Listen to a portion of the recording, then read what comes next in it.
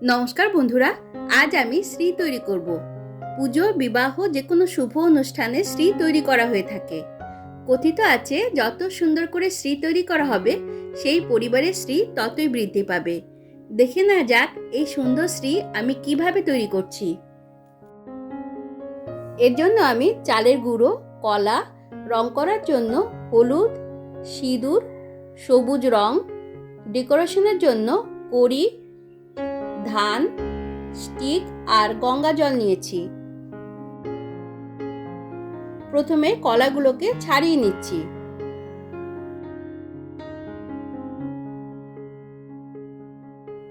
ছাড়ানো হয়ে গেলে কলাগুলোকে ভালো করে চটকে মেখে নিচ্ছি যাতে এর মধ্যে কোনো বড় সাইজের লাম্প না থাকে। পরিমাণ মতো চালের গুঁড়ো আর অল্প অল্প করে গঙ্গা জল মিশিয়ে নরমাল রুটি পরোটার মতো একটু নরম ধরনের ডো তৈরি করে নেব। ডো বেশি শক্ত হয়ে গেলে শ্রী ফেটে যেতে পারে।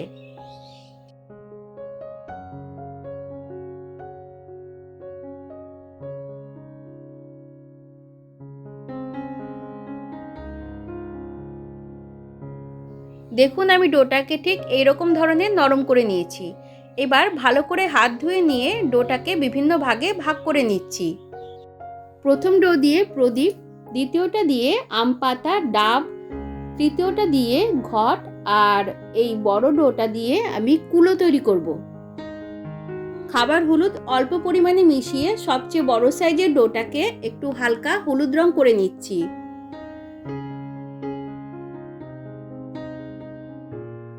রং ভালোভাবে মেশানো হয়ে গেলে হাত ধুয়ে শুকনো করে হাত মুছে নেব।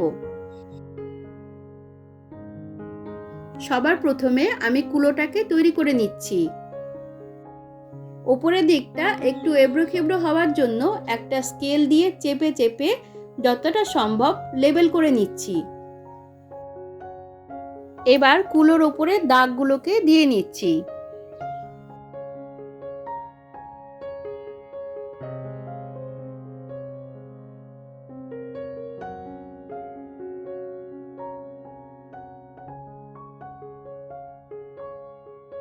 স্কেলের সাইড দিয়ে দুটো পাশ কেটে নিয়ে একটা ছোট চাকুর সাহায্যে মাঝ বরাবর কেটে নিচ্ছি।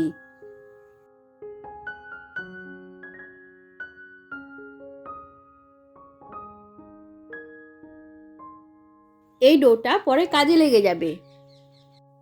এবার কুলোর চারপাশে লাল রঙের বর্ডার তৈরি করে নেব। পরিমাণ মতো সিঁদুর দিয়ে একটা লাল রঙের ডো তৈরি করে নিচ্ছি।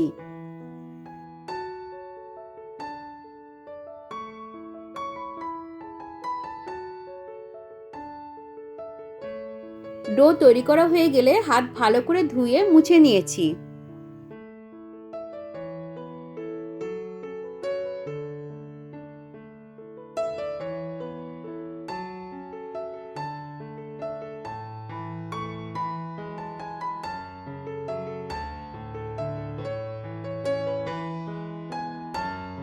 দেখুন আমি দুই রকম ভাবেই দেখিয়ে দিচ্ছি, যেটা আপনাদের সুবিধা সেইভাবেই তৈরি করে নেবেন। এইভাবে কুলোর ওপর বসিয়ে আঙুল দিয়ে প্রেস করে করেও এই বর্ডারটা তৈরি করে নিতে পারেন।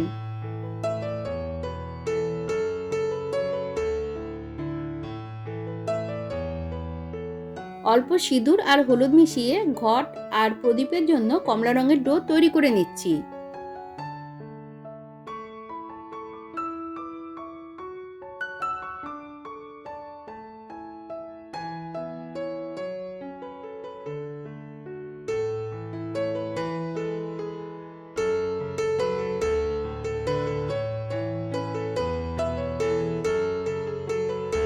শ্রী তৈরি করার সময় একটা ছোট সাইজের পাত্রে অল্প পরিমাণ জল রেখে দেবেন।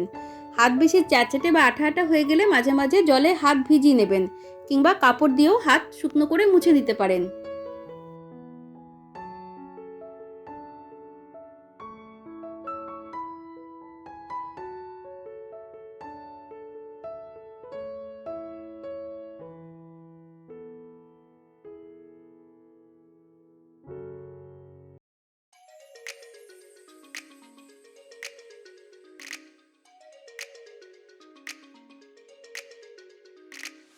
এবার সবুজ রঙের ডো তৈরি করে নিচ্ছি।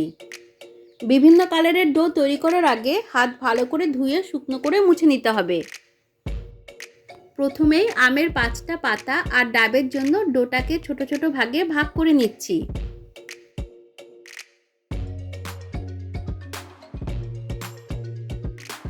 এবার লম্বা লম্বা শেপে গড়ে হাতে করে প্রেস করে করে দেখুন পাতাগুলোকে তৈরি করে নিচ্ছি। ডগাটাকে দেখুন দুটো আঙুলের সাহায্যে হালকা হাতে প্রেস করে এবার আঙুল দিয়ে চেপে চেপে পাতার শেপ তৈরি করে নিচ্ছি। স্কেলের সাহায্যে এইভাবে কেটে কেটে আমি পাতার দাগগুলোকে করে নিচ্ছি। চাইলে আপনারা টুথপিকও ব্যবহার করতে পারেন। আর এই কাজগুলো করার আগে মাঝে মধ্যে একটু হাত ভিজিয়ে নেবেন, না হলে শেপ দিতে খুব অসুবিধা হয়।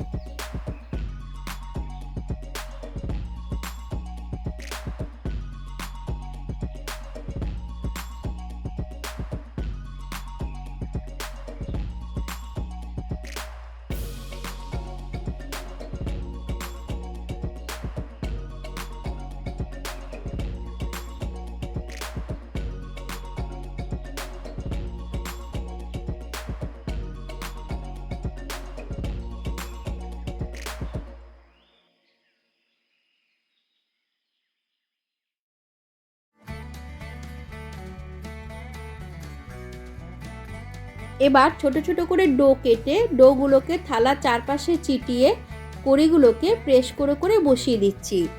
একটু লক্ষ্য করলেই বুঝতে পারবেন কড়িগুলোকে আমি জিওমেট্রিক্যাল ওয়েতে বসাচ্ছি। এতে কড়ির মাঝের দিককার গ্যাপগুলো একই রকম থাকবে।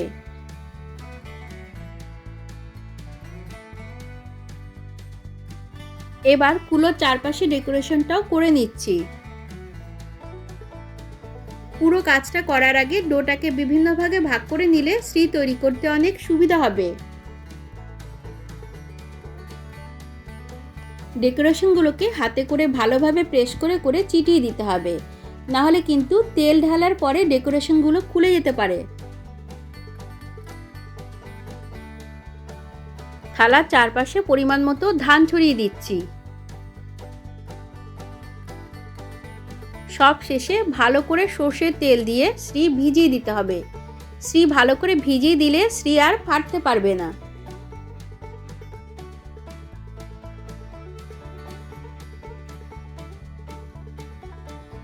তুলির সাহায্যে ঘটের চারপাশে তেল মাখিয়ে দেব।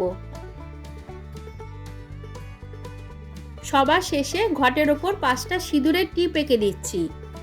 এর আগেও আমি শ্রীপদ্ম তৈরি করেছি।